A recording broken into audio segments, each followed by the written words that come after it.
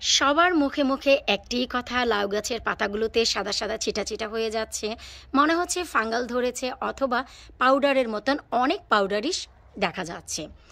মোটেকালে ইউকেতে টানা 2 মাস বৃষ্টির পর কোনো লাউ তো খেতেই পারছি না, তার উপর একটু আশা করেছি যে লাউয়ের পাতাগুলো খাবো, তাও একেবারেই সম্ভব হচ্ছে না। কারণ লাউ গাছের প্রতিটি পাতাতেই কেমন যেন ফাঙ্গাল এবং সাদা সাদা ছিটছিট হয়ে যাচ্ছে।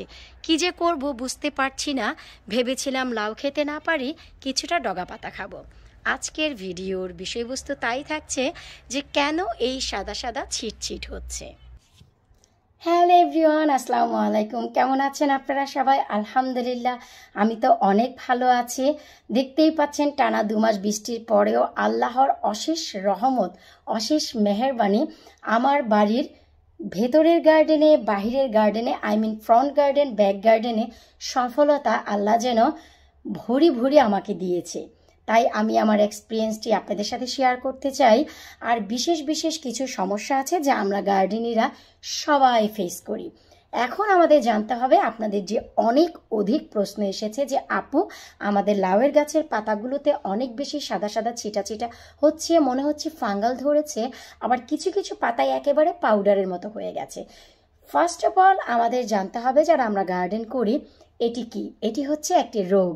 এই রোগটি কেন হয়, কিভাবে হয়, আর এই রোগটি হলে কি করতে হয়, এর প্রতিকারের জন্য আমাদের তাও জানতে হবে।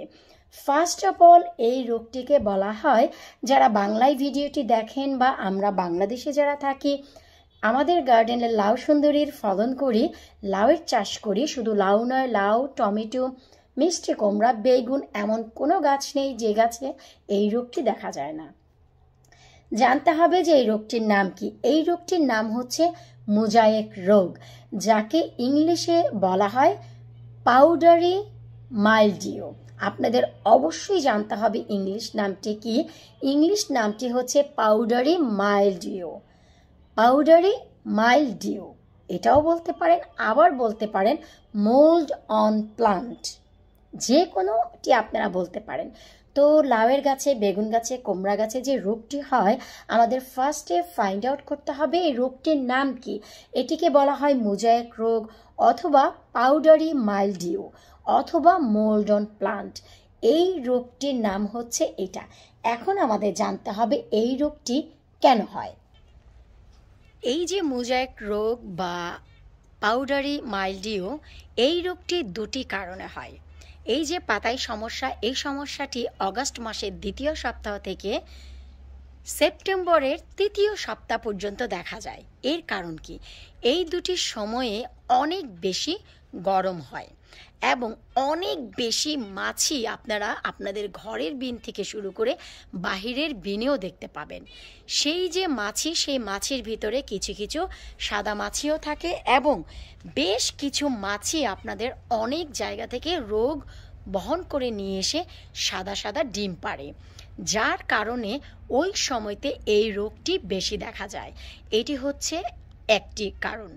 সেকেন্ড কারণ হচ্ছে, when you plant your plant, just carefully listen to me, when you plant your plant between fence and wall, যখনই আপনি আপনার কোনো গাছের রোপণ করবেন বা গাছকে লাগাবেন একটি মাচায় ওঠার জন্য, সেই যে গাছ বা সেই যে পজিশন, সেই গাছের মাচাটি যদি কোনো ফেন্স বা ওয়ালের পাশে থাকে, তবে এই রোগটি আসবেই ডেফিনেটলি।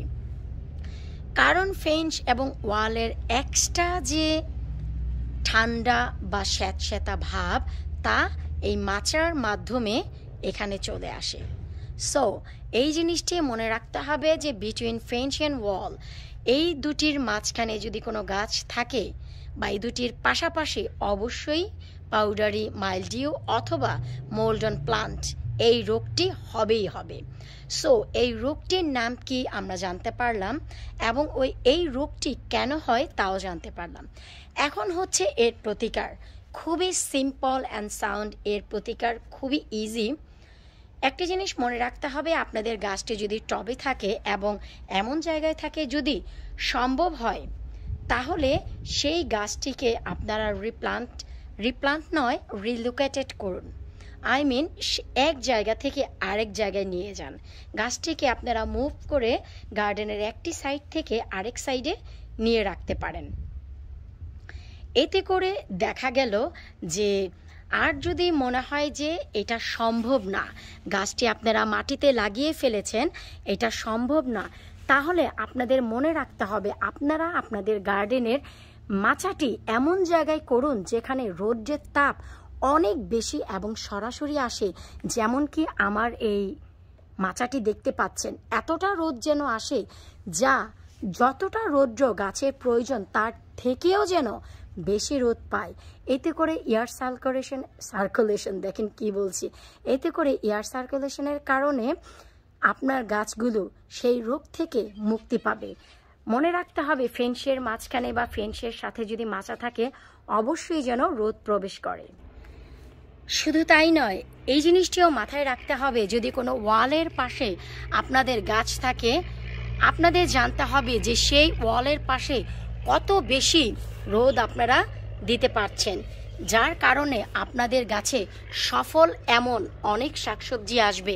আমি নিজেও কিন্তু ফেন্স এবং ওয়ালের পাশে অনেক বেশি ফলন করছি, কিন্তু একটু লক্ষ্য করলেই দেখতে পাবেন এই ভিডিওগুলো করার উদ্দেশ্যই হচ্ছে আপনাদেরকে ডিটেলস এক্সপ্লেনেশন যেন আমি করতে পারি।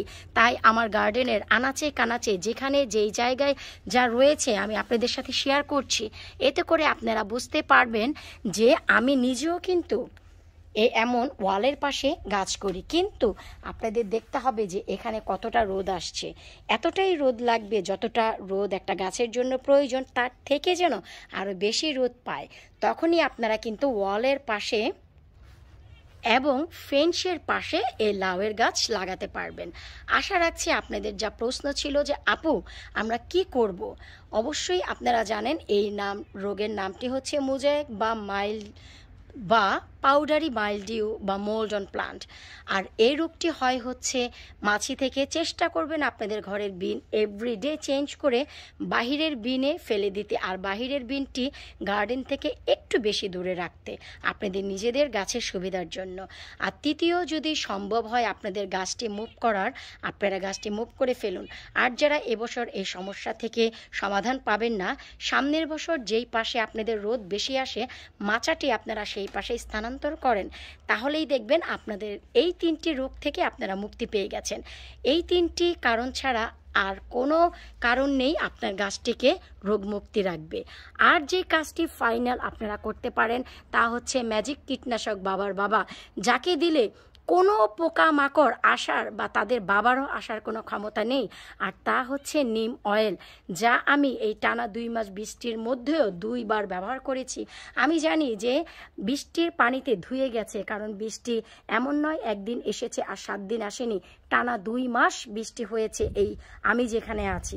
সো তারপরে মনের শান্তির জন্য আমি যে দিয়েছি আমার মনে হচ্ছে যে কাজ করেছে।